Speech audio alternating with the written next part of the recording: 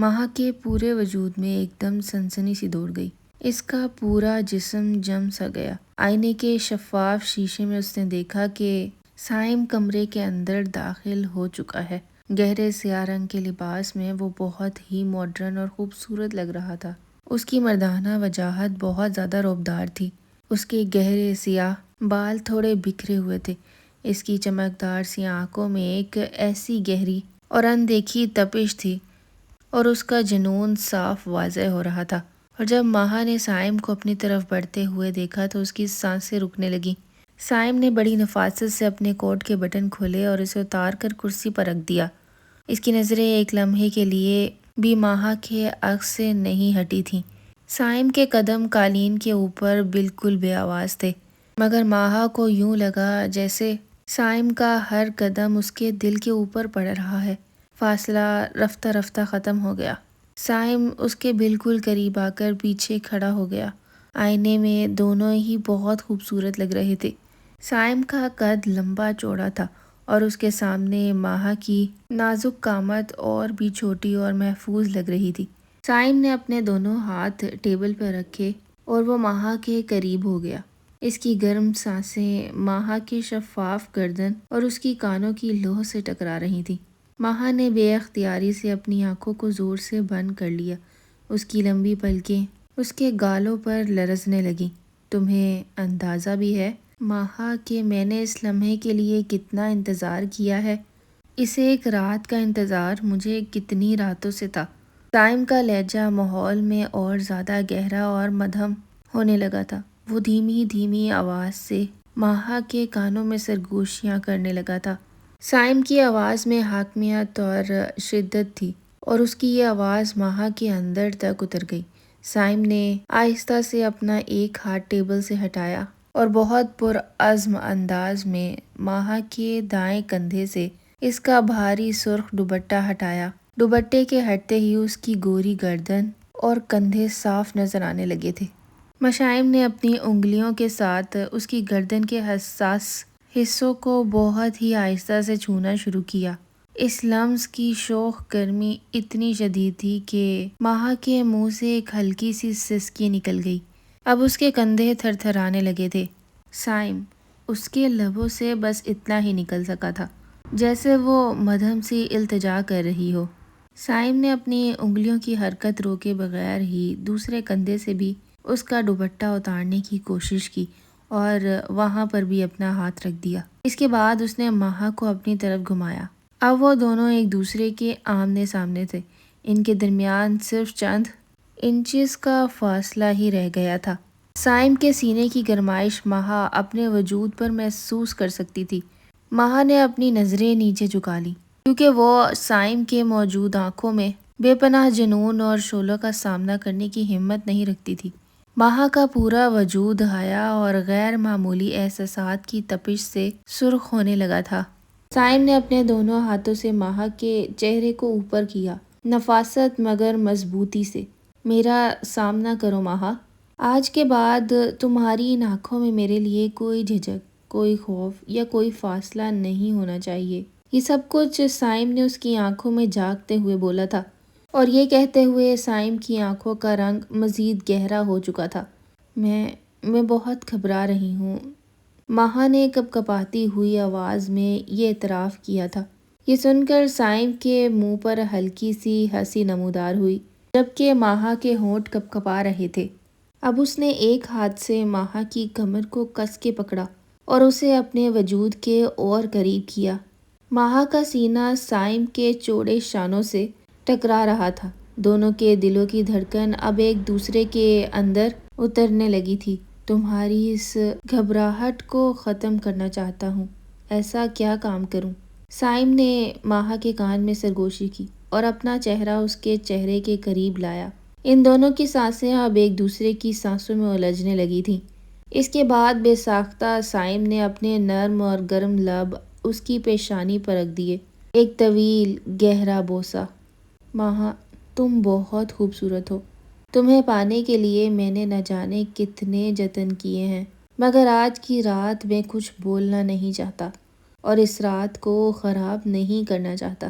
صائم کی اس حرکت میں اس قدر عقیدت اور ملکیت کا احساس تھا کہ ماہا اپنے اندر سارا تناؤ خود ہی سمیٹنے لگی تھی۔ اس کے بعد سائم کے لب ماہا کی پیشانی سے سرکتے ہوئے اس کے لرزتے ہوئے لبوں کی طرف آنے لگے تھے۔ ماہا کی سانسیں اور بھی تیز ہونے لگیں۔ اب ماہا کی انگلیاں خود بخود اس کے سوٹ کے گریبان کو مضبوطی سے تھامنے لگی تھیں، جیسے کہ وہ کسی طوفان میں سہارا ڈھونڈ رہی ہو۔ آج رات تم مکمل طور پر میری ہو، صرف میری۔ سائم بہت زیادہ جذباتی ہو رہا تھا۔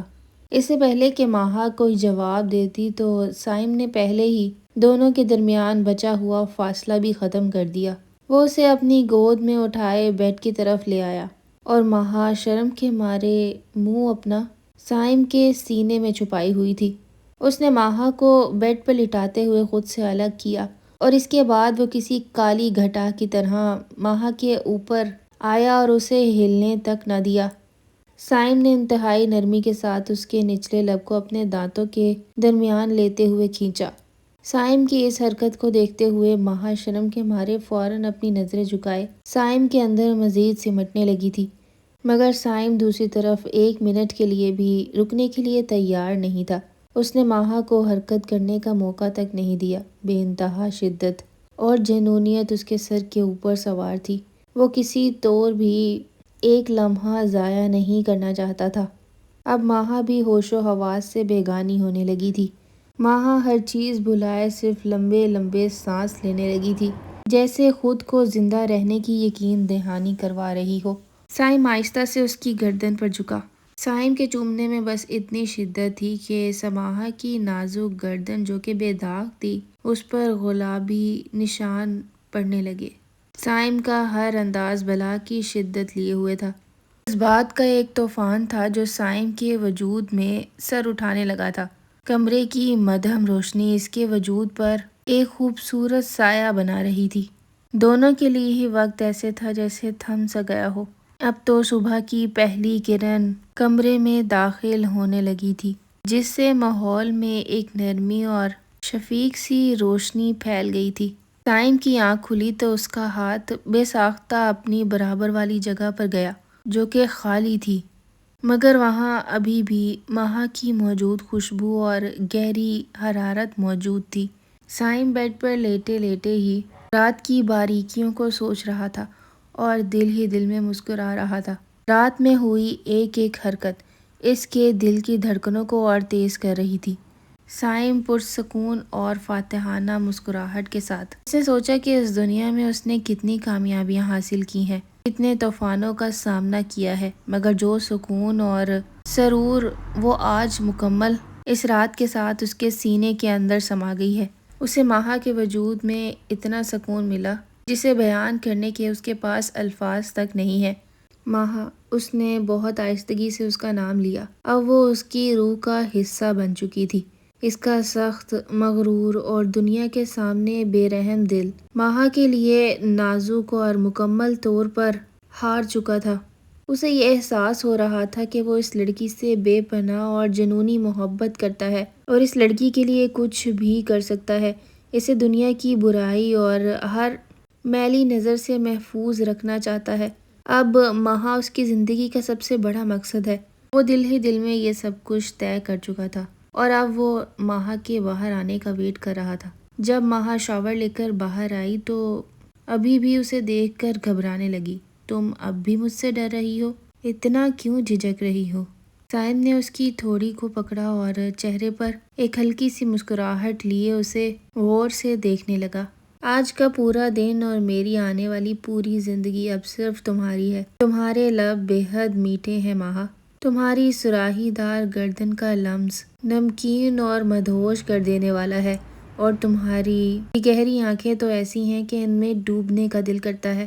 اس کے بعد ماہا اور سائم کی شادی کو تقریباً 15 دن گزر چکے تھے، مگر ان دونوں کے درمیان محبت کا خمار کم ہونے پر ہی نہیں آ رہا تھا، روز بروز مزید گہرا اور شدت انگیز ہو رہا تھا۔ سائم جو کہ شہر کا معروف اور بااثر سخت گیر بزنس مین تھا، 2 ہفتوں سے ماہا کے ساتھ اس کمرے میں بند اس کے وجود کے اوپر اپنی شدتیں لٹا رہا تھا۔ وہ اپنی معصوم سی ماہا کو پاگلوں کی طرح چاہنے لگا تھا دنیا کے سامنے وہ اکڑو اور سخت قسم کا بزنس مین ماہا کے سامنے ایسے پگھل جاتا تھا جیسے کوئی معصوم سا بچہ ہو۔ کبھی کبھی کچھ چیزیں آپ کے اختیار سے باہر ہونے لگتی ہیں، اور محبت کی شدت اور گرمی تو وہ چیز ہے جو کہ سخت سے سخت چیز کو بھی پگھلا دیتی ہے۔ اور سائم بھی اسی طرح ماہا کے وجود کے اندر پگھل چکا تھا۔ ماہا کو خوش رکھنا اس کی زندگی کا سب سے بڑا مقصد تھا، جسے وہ بخوبی نبھا رہا ہے۔ ماہا جب بھی سائم کے بارے میں سوچتی ہے تو وہ شرم کے مارے لال ہو جاتی ہے، کیونکہ اسے سائم سے وہ پیار ملا ہے جو ہر عورت کی خواہش ہوتا ہے۔ اب سائم دن بھر کی تھکان صرف رات کو آ کر ماہا کی گود میں سر رکھتا ہے اور بھول جاتا ہے۔ دونوں کو ہی ایک دوسرے کی قربت بہت پسند ہے۔ آج ان کی شادی کو 5 سال گزر چکے ہیں، لیکن آج بھی سائم کی شدتوں میں کوئی کمی نہیں آئی۔ وہ اسے ویسے ہی پیار دیتا ہے جیسے اس نے پہلی دفعہ ماہا کو دیکھا تھا۔ یہ کہانی محض انٹرٹینمنٹ کے لیے بنائی گئی ہے۔ اگر آپ کو سٹوری پسند آئی ہو تو چینل کو سبسکرائب ضرور کیجیے گا۔